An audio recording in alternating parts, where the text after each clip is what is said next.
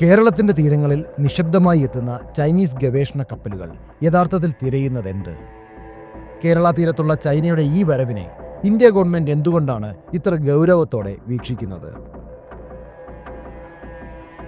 ഇന്ത്യയെ കടലിൽ വരിഞ്ഞു മുറുക്കുന്ന ചൈനയുടെ സ്ട്രിംഗ് ഓഫ് പേൾസ് എന്ന ഗൂഢതന്ത്രവും അതിനെ തകർക്കാൻ ഇന്ത്യ ഒരുക്കിയ മാസ്റ്റർ പ്ലാനുകൾ എന്തെല്ലാം? ഏഷ്യയിലെ വമ്പൻ ശക്തികളെ പോലും ഭയപ്പെടുത്തുന്ന ഒരു സൈനിക കോട്ടയായി വിഴിഞ്ഞം മാറുന്നത് എങ്ങനെ? ചൈനയുടെ ഉറക്കം കെടുത്തുന്ന വിഴിഞ്ഞത്തിൻ്റെ യഥാർത്ഥ ശക്തി എന്താണ്? അറിയാം ഈ വീഡിയോയിലൂടെ.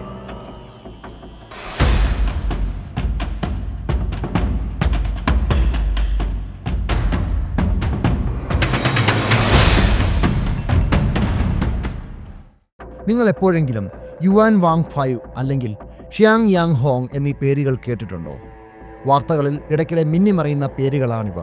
കാണാൻ ഇവ വെറും ഗവേഷണ കപ്പലുകൾ അഥവാ റിസർച്ച് വെസൽസ് ആണെന്ന് തോന്നും. നിറയെ ആൻറ്റിനകളും ഡിഷുകളുമൊക്കെയായി സമാധാനപരമായ എന്തോ പഠനം നടത്തുന്നവർ. പക്ഷെ തെറ്റി. ഇവ ചൈനയുടെ ചാരക്കപ്പലുകളാണ്. അതെ, ചൈനയുടെ സ്പൈഷിപ്സ്.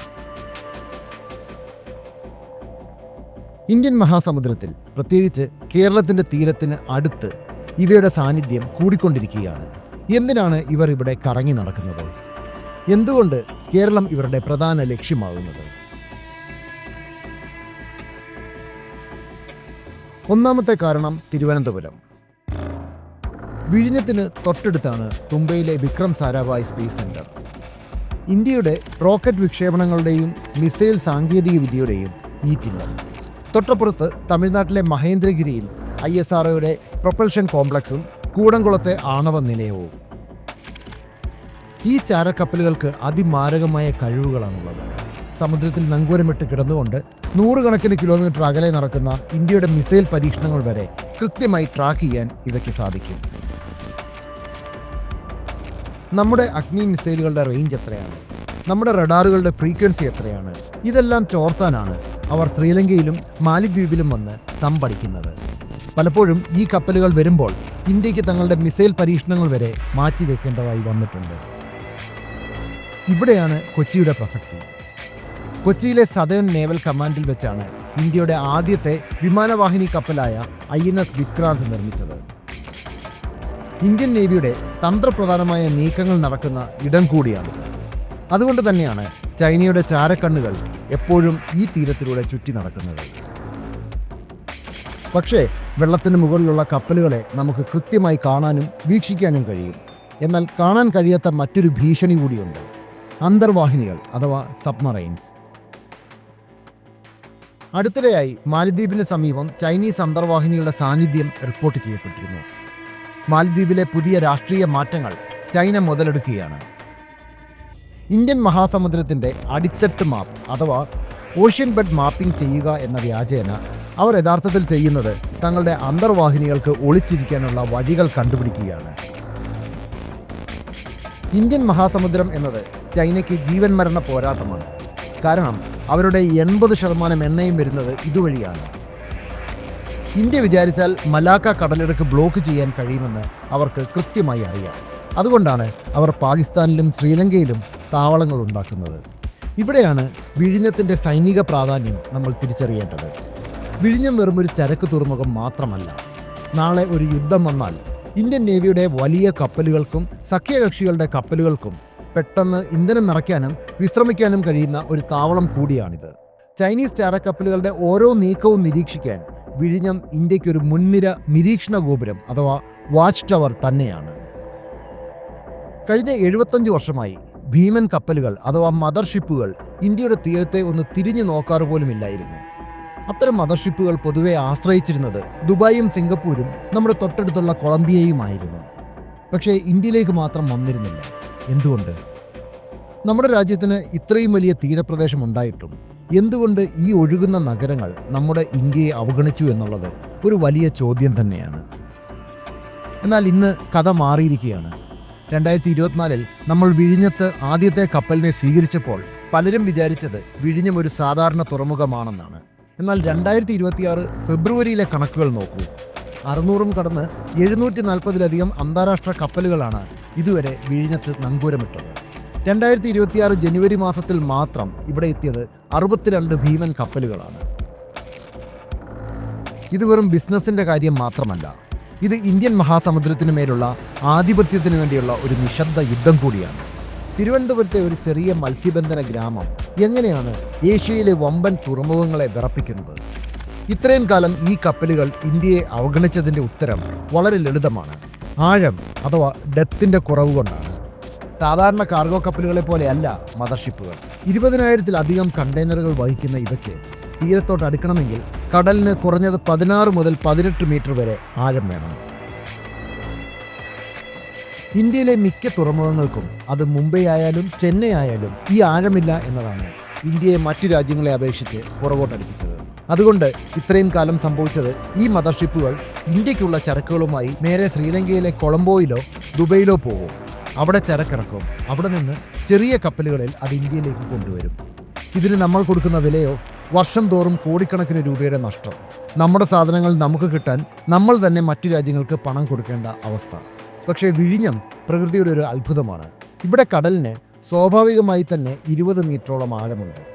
മനുഷ്യനുണ്ടാക്കിയതല്ല, പ്രകൃതി കനിഞ്ഞു നൽകിയ ആഴം. അതുകൊണ്ട് തന്നെ ഇവിടെ മണ്ണുമാന്തൽ അഥവാ ഡ്രഡ്ജിങ് അധികം വേണ്ട. ഏതൊരു ഭീമൻ കപ്പലിനും ധൈര്യമായി ഇങ്ങോട്ട് വരാം. പക്ഷേ ആഴത്തേക്കാൾ പ്രധാനം വിഴിഞ്ഞത്തിൻ്റെ ലൊക്കേഷനാണ്. ലോകത്തിലെ തന്നെ ഏറ്റവും തിരക്കേറിയ കപ്പൽ പാതയായ യൂറോപ്പ് ഫാർ ഈസ്റ്റ് റൂട്ട് വിഴിഞ്ഞത്ത് നിന്ന് വെറും 10 നോട്ടിക്കൽ മൈൽ, അതായത് ഏകദേശം 18 കിലോമീറ്റർ അകലെ മാത്രമാണ്. കപ്പലുകൾക്ക് അവരുടെ പാതയിൽ നിന്നും ഒട്ടും വ്യതിചലിക്കാതെ അധികം ഇന്ധനം കളയാതെ തന്നെ ഇവിടെ കയറിപ്പോകാം. ഇവിടെയാണ് കാര്യങ്ങൾ സീരിയസ് ആയി കാണേണ്ടത്. ഇത് വെറും ഒരു തുറമുഖമല്ല, ഇതൊരു ചെക്ക്മേറ്റ് കൂടിയാണ്. ആർക്കെതിരെ? ചൈനയ്ക്കെതിരെ. കഴിഞ്ഞ കുറേ വർഷങ്ങളായി ചൈന സ്ട്രിംഗ് ഓഫ് പേൾസ് എന്ന തന്ത്രത്തിലൂടെ ഇന്ത്യയെ വളയുകയായിരുന്നു.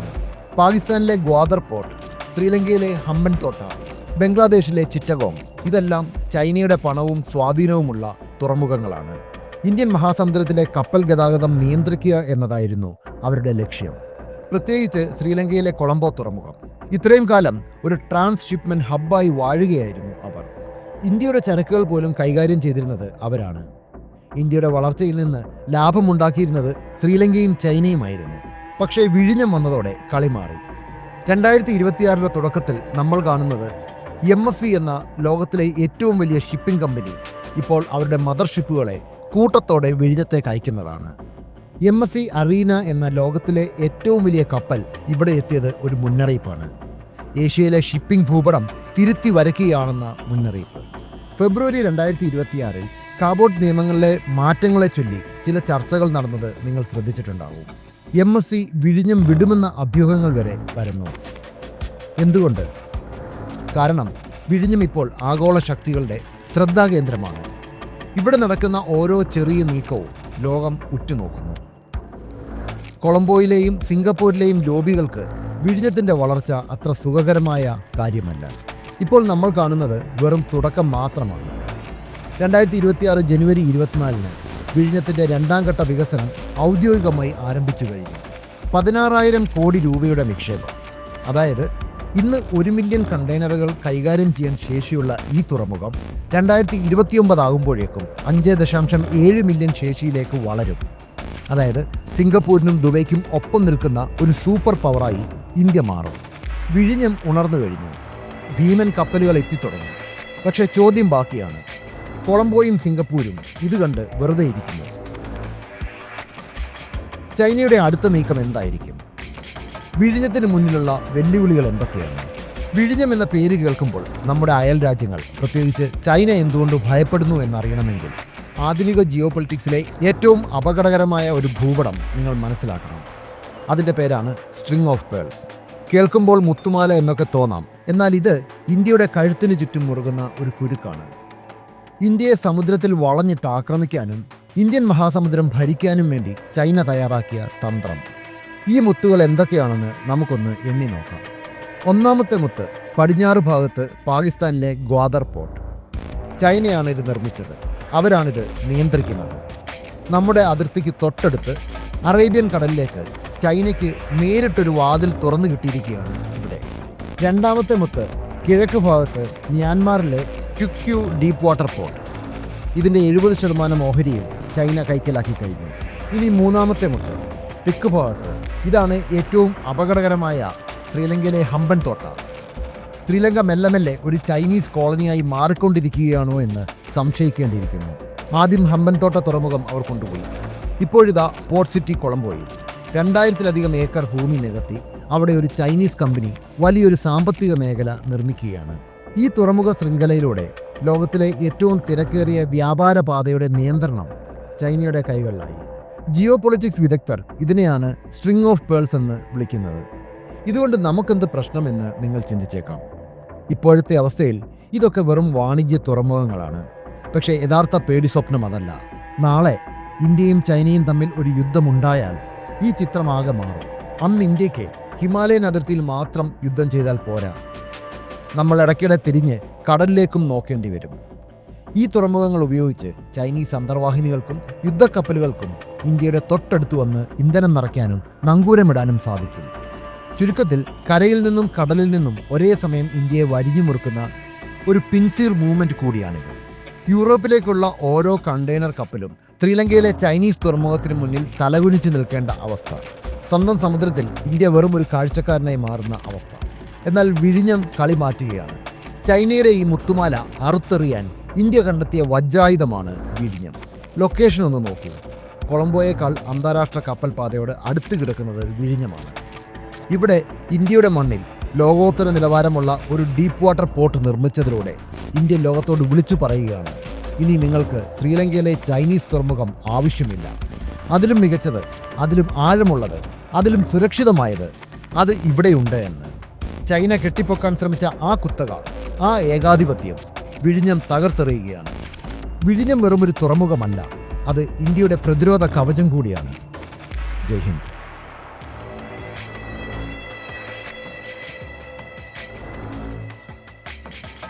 ലോകരാഷ്ട്രീയവും പ്രതിരോധ തന്ത്രങ്ങളും ബിസിനസ് മാറ്റങ്ങളും എന്നിങ്ങനെ നമ്മുടെ ലോകത്തെ രൂപപ്പെടുത്തുന്ന നിർണായക ഘടകങ്ങളെക്കുറിച്ച് വിശകലനം ചെയ്യുന്ന വിശ്വസനീയമായ മലയാളം ചാനലാണ് ചാണക്യ. നിങ്ങൾക്കും നിങ്ങളുടെ ബ്രാൻഡിനും ഞങ്ങളോടൊപ്പം ചേർന്ന് പരസ്യം നൽകാൻ ആഗ്രഹമുണ്ടെങ്കിൽ ദയവായി ബന്ധപ്പെടുക.